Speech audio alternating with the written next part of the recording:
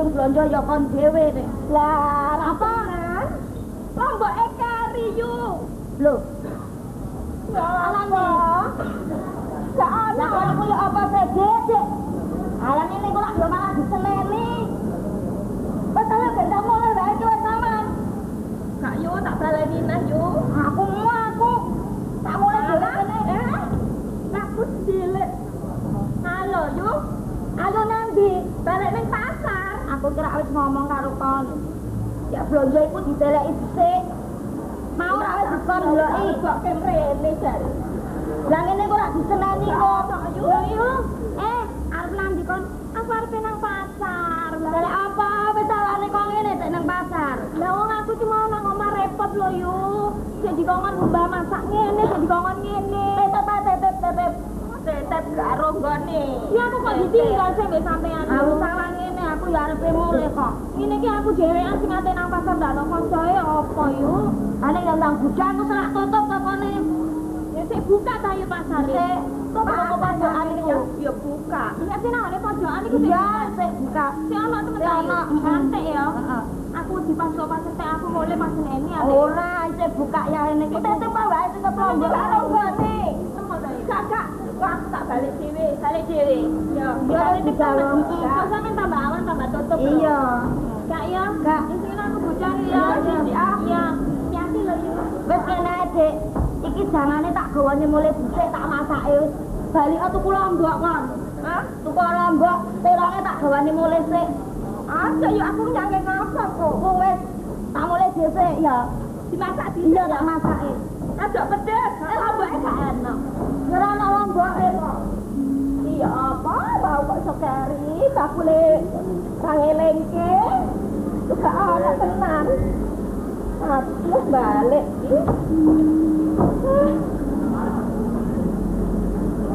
Mas Buan. Si Bakri? Gak panggil karo. Ya gak. Kabar ya apa? Api. Pangestu sampean. Kabar sampean apa? Ya apik. Temen ta. Temen. Kon suwe gak ketok ndok endi? Gak bojok ngomong apik gak bojok ta. Mesti ana sing dising itu mesti ana iki. Ayo. Gak ana. Marpua. Aku jane ngono kepingin nang omah sampean. Ora ana ta, Sak. Ya karepku mrono sepisan sambang karo aku. Ya kangen aku. Kangen barek Marpua ping pindhone. Aku lak wis oleh kabar. Kabar apa? Wis krungu kabar iku apa durung sih? Apa pura-pura gak krungu ngono ta? Bakri, aku gak ngerti apa kabar apa. Aku takon. Bojomu Raden Mas Branjang Kawat apa dihukum? Dihukum temen? Iya. Pirang tahun? Gak ngerti aku. Gak ngerti? Gak ngerti apa ngerti apa pura-pura gak ngerti ngono ta? Bakri, aku gak ngerti. Ya muga-muga ndang metu. Marpua bojomu dihukum selama tahun, iku sing aku krungu. Bener. Purane aku ngomong ngene iki bapakku biyen eling. Lek bojomu iku lak ya tunggal teguron sih. Ya aku ke buahku barang toh. Lah iya. Aku entuk kabar sing koyo ngene ya kaget jane. Kok sampai dihukum sakmono suwene? Kamu kok kabar sing tak tampa wong sing dihukum nang ngene kono. Iku mesti akeh matine. Aja kandha ngono, Bakri. Aku dadi wedi. Ya wong-wong iku lho mesti akeh matine kok. Ya muga-muga gak dipateni. Muga-muga gak dipateni. Iya, Bakri. Muga-muga balik maneh. Iso kumpul barek awakmu. Seneng ya nanti. Seneng bojo jare. Gak bakal balik. Gak balik. Ya apa gak balik? Bojomu mati. Lemu kekandan. Lho. Lemu amang ditata. Bojo gak balik, seneng hatimu. Awakmu takon seneng hatimu. Ya aku blok situ ae nek papan panggonan ki. Lah maksud apa? Eling kirang tahun kepungkur. Sak tingkah polamu mesti tak sawang. Tak delok Biyen aku eling tau nulis surat karo awakmu. Aku kongonan wong, jarine surat mok tampa tapi gak tau ana balesan. Marfuah. Ket biyen aku duwe rasa tresno bare awakmu. Sakri. Iya. Ora biyen. Biyen ya biyen, saiki ya saiki wis rasa dirembuk mana. Biyen saiki. Iya. Lah saiki nyatane bojomu dihukum sakmono suwene. Sing kabar tak napa bojomu bakal mati.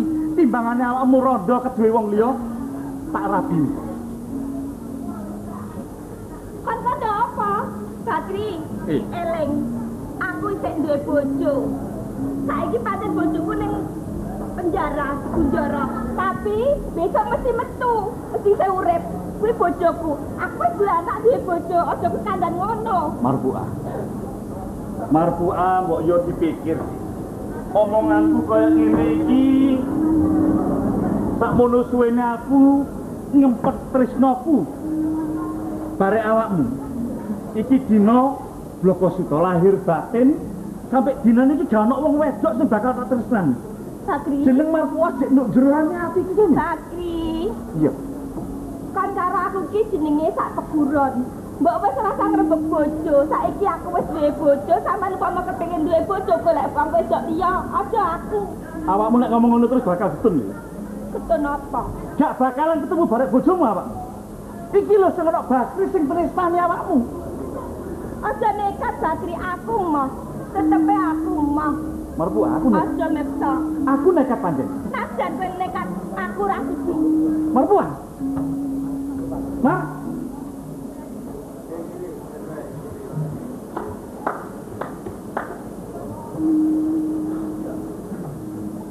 Lah kok peno keplok-keplok ngono.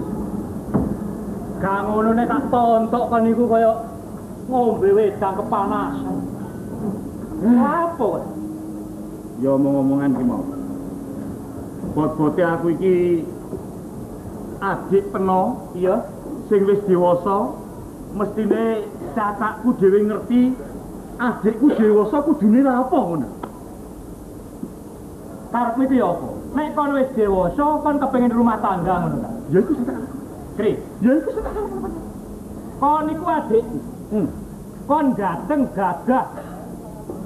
Mestine kon seneng barek arek wedok endi sing mbok lamar? Mesti ditampa. Kok ketemu. Lho ya omongan. Arek wedok iki tak lamar mesti ditampa. Nek kon gak wani aku wong cacakmu pinangka gantine bapak. Tak lungguhane wong tuane, tak jalu arek wedok. Bener. Lho, ya apa sih? Padha adikku. Lho, sapa maneh? Kereta ugem iki. Omongan temen. Umpamane kon enak, aku mesti ngrasakno enak. Nek kon loro, aku go ngrasakno loro, ora ngono. Temen lho. Lho ya apa sih? Umpama peno gak gelem gak iso nuruti karepane adik. Wong aku iki dulur tuwa, pinangka gantine bapak. Cuk, kebacute gak iso nuruti karepe adik. Ngono iki. Iya, aku dulure penjaluk kudu dituruti. Tak turuti, Dik. Perawan ndi sing mbok jaluk? Arek wedok ndi? Anake sapa? Kondo barek cacak. Cak. Iya. Kurang seten bebasane nek aku gawe entuk arek wedok sing bakal tak omongno iki sampai aku gak iso urip bebarengan timbangane aku urip ijen anggur tak pilih pati cinta temen. Walah wis salah sak jagat iki gak ono sing tak tresnani. Sopo sih? Kepindho? Marfuah. Gendang aku niku. Lah apa gendeng? Marfuah ndek bojo. Ndek bojo. Tapi bojone ra dihukum. Lho masih dihukum meneh-meneh ra mole. Ngene lho, Kli. Peno mau ngomong apa karepe adik peno turuti.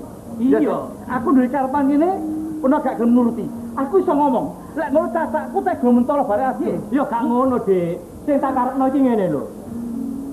Aja sampe kon iku seneng barek sing duwe bojo. Wong prawan sik akeh kok seneng barek sing duwe bojo. Tapi mampu amar kene dadi rondo. Gak gelem nuruti, mati ae. Tak buruti lho. Aja. Lho mesti iso kok. Kon iku gendeng temen kok. Oh perkara ngono kok bunuh diri. Aku wis kadung tresno. Aku wis kadung mantep-mantep tresno karo si Marfuah. Gak kenek wong wedok liya. Ngono ta, turuton aku. Saiki ngene iki. Ya apa? Nek pancene kon seneng temen barek Marfuah. Aku cacakmu, Dik. Wis aku tak golek reko doyo ya apa carane kon iso rabi barek Marfuah. Aku nurut to, Cak. Iya, temen lho, Cak. Iya. Ojo sampe aku gak iso rabi barek Marfuah. Timbangane penongko kelangan aku, Cak. Kon pokoke nurut barek cacak mesti aku nurut. Iya.